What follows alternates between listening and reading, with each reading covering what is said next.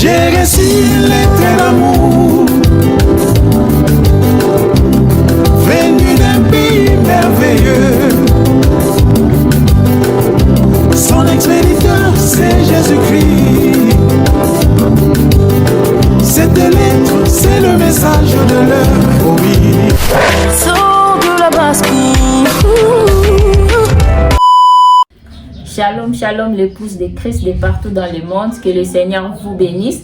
Devant vous, c'est toujours la même sœur, votre bien-aimée sœur Indira. Dans ces plateaux de ces moments, nous vous invitons encore à suivre notre précieux frère Paulin qui va nous parler de comment, les quand, le comment, le où. Et il va nous dire pourquoi Dieu n'a choisi que lui à croire à ces messages du temps de la fin. Alors, si c'est votre première fois de passer sur cette chaîne, n'oubliez pas de vous abonner et de cliquer sur la cloche de notification pour ne manquer aucune de nos prochaines vidéos. Suivez. Shalom frère Paulin. Shalom ma sœur Indira. Que le Seigneur vous bénisse et Amen. Bienvenue sur ce plateau. Merci beaucoup.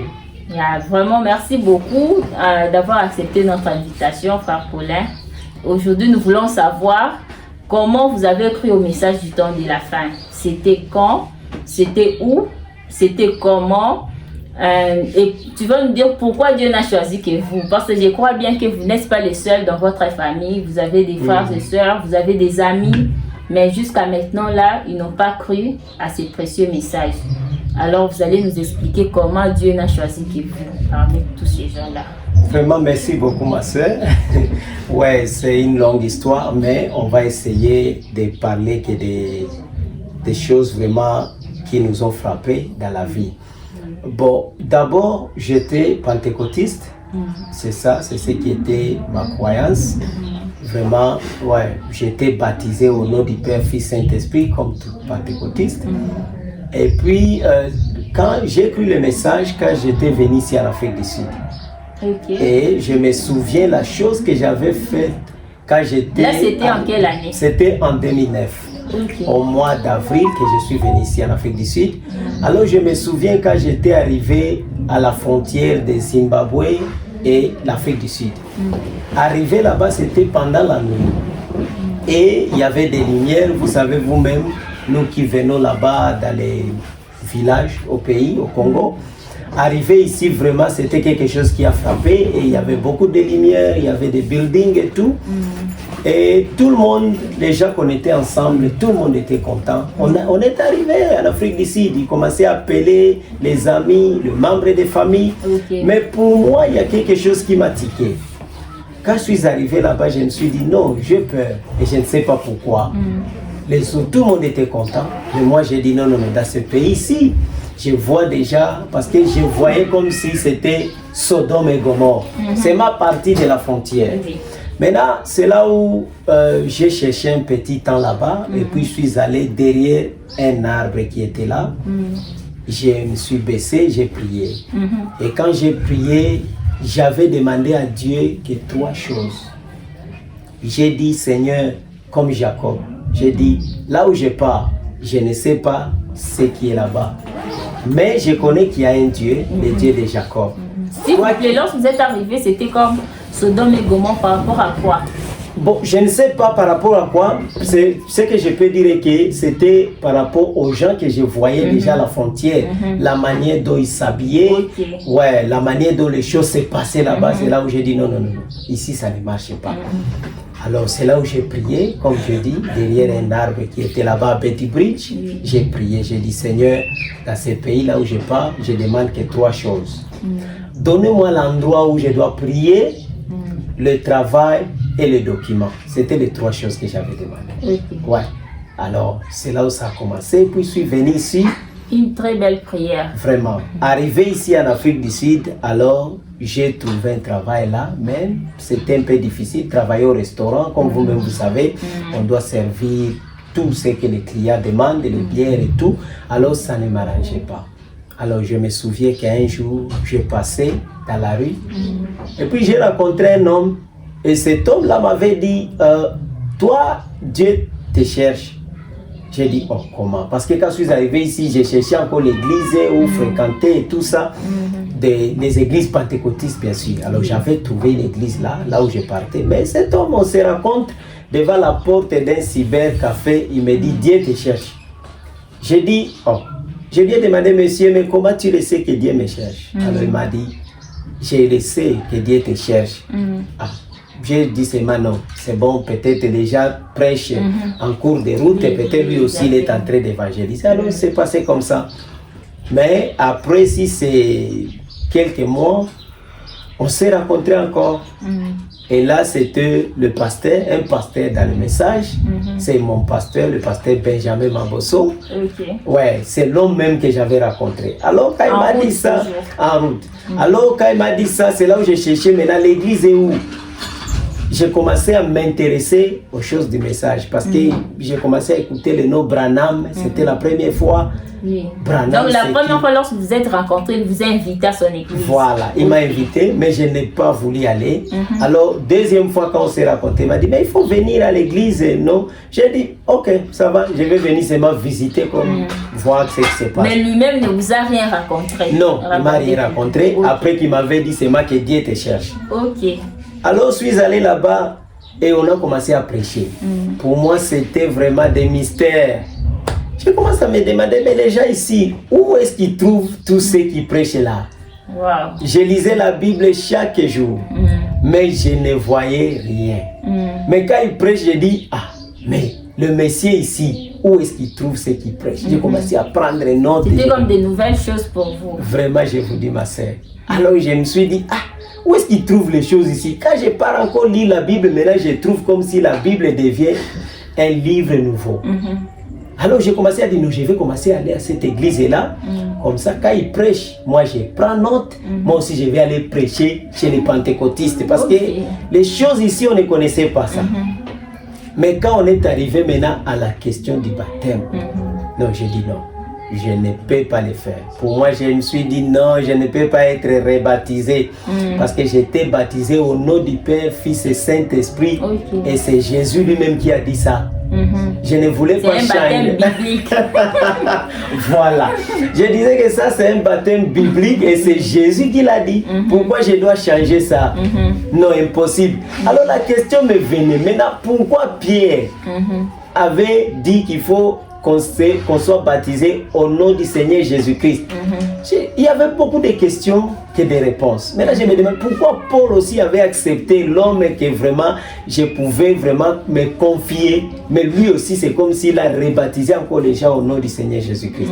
Alors, c'était une question que je n'avais pas de réponse. C'est là où je suis allé voir mon pasteur et il est venu chez nous. D'ailleurs, c'est lui qui est venu et il nous a expliqué. Là où on vivait, il m'a expliqué, c'est ça. Quand il a étalé les choses, c'est là où j'ai dit, ah, vraiment, je ne sais même pas là où je me suis retrouvé. Mais pour se faire rebaptiser, c'était difficile pour moi, parce que je voyais comme si je ne peux pas être rebaptisé. Mais après, Dieu m'a fait grâce et j'étais baptisé au nom du Seigneur Jésus-Christ. Et à partir de là, c'est comme ça que j'ai cru le message. Et avant, si je ne passe pas, il y a un élément qui m'avait frappé. Parce que quand je niais, j'ai refusé d'être rebaptisé. Un jour, j'ai fait un rêve. Et dans le rêve là, je voyais que le pasteur, mon pasteur Benjamin Mambosso, il prêchait là devant. Et je voyais comme s'il y avait une grande lumière. Alors, j'étais assis et j'ai commencé à me demander, mais moi aussi je vais arriver dans cette lumière-là. Mais comment je vais arriver? C'est comme si la lumière était sur sa tête. Non, il y avait, là où ils prêchaient, là où ils étaient, dans l'église et là où ils prêchaient, il y avait une grande lumière. C'était ça. Alors, j'ai aimé aussi être là où il y a la lumière. Mais c'est comme si je me battais pour arriver là. Et c'est là où j'ai commencé à me dire, peut-être que c'est Dieu qui est en train de me parler pour dire que c'est ici là où il y a la lumière. Ce qu'on prêche là, c'est ça la lumière. Ouais, alors c'était ça. C'est pourquoi j'ai dit, il faut que j'arrive là où il y a la lumière. Et c'était vrai que c'est dans le message de William Branham que là où il y a la lumière. Exactement. Ouais.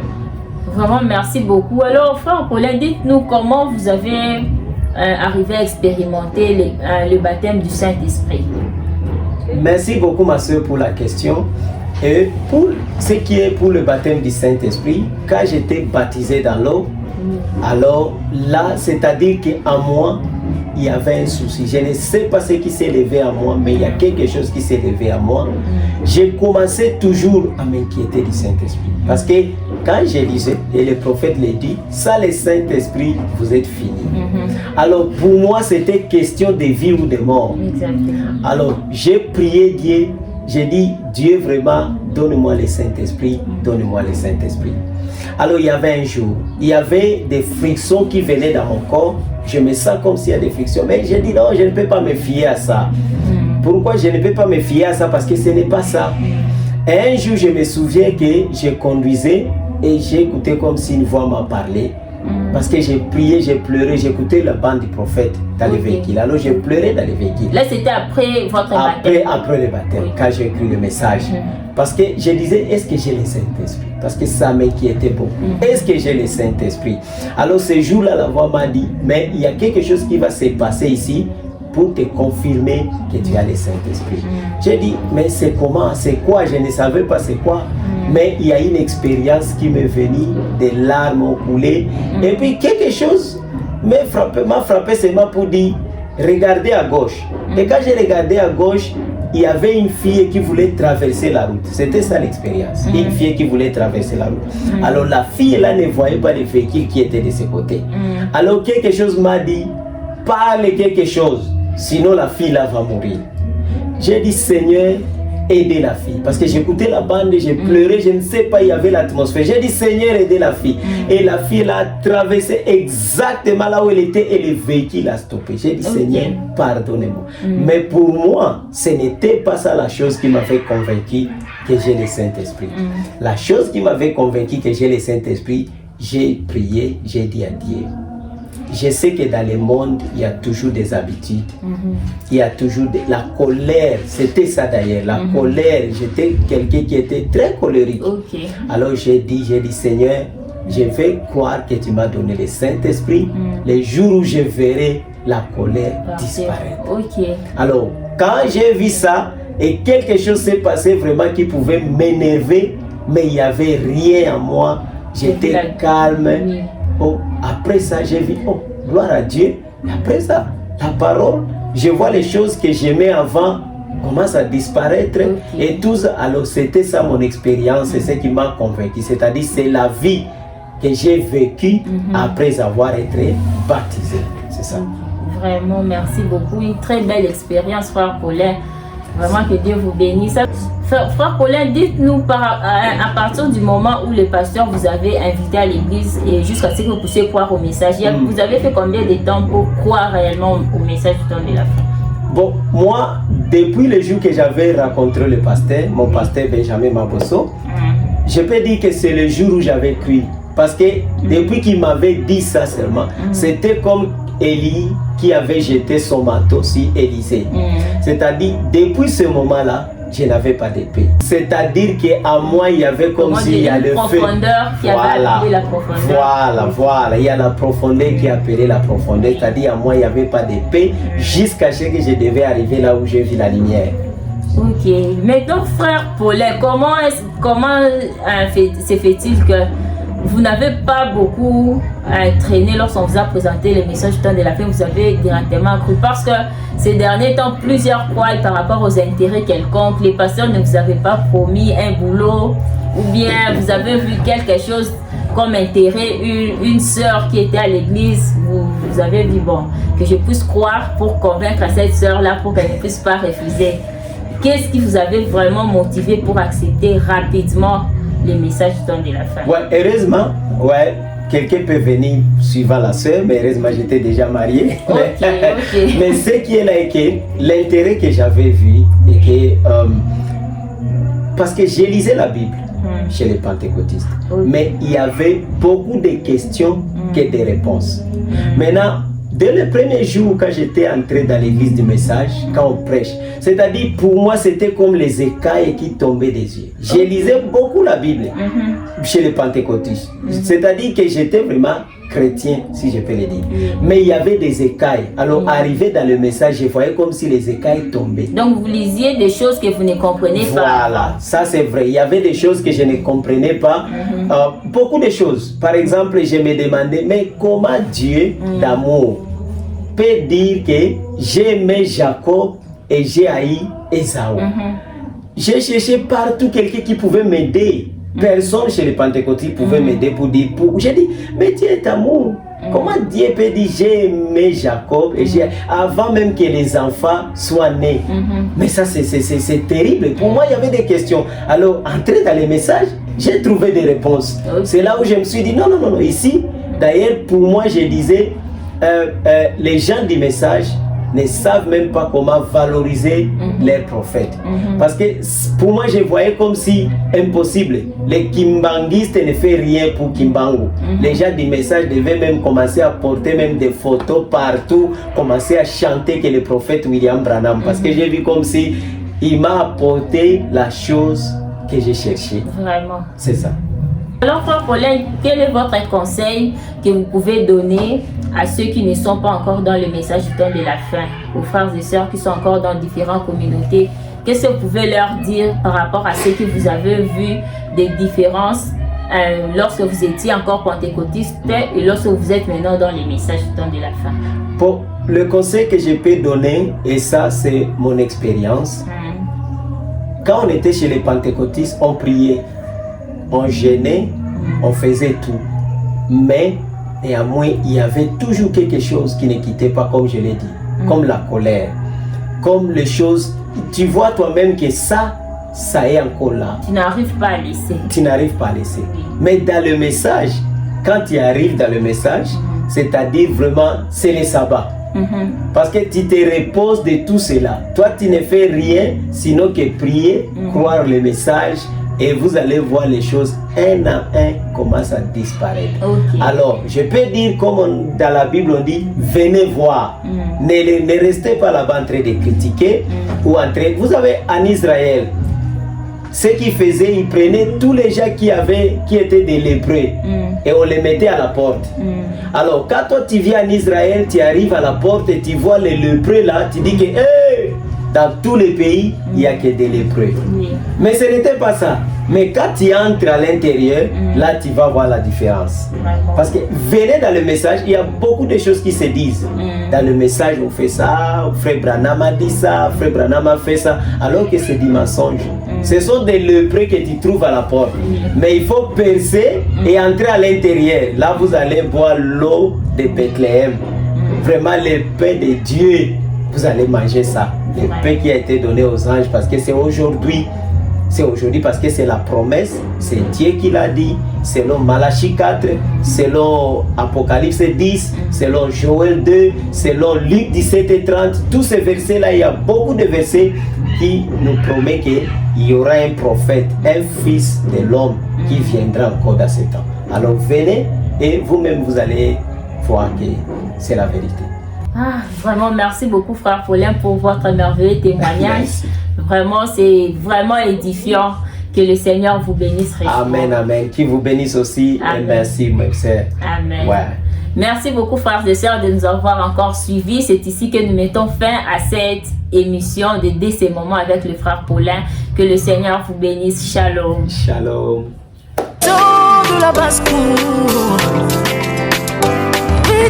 sors de la basse-cour.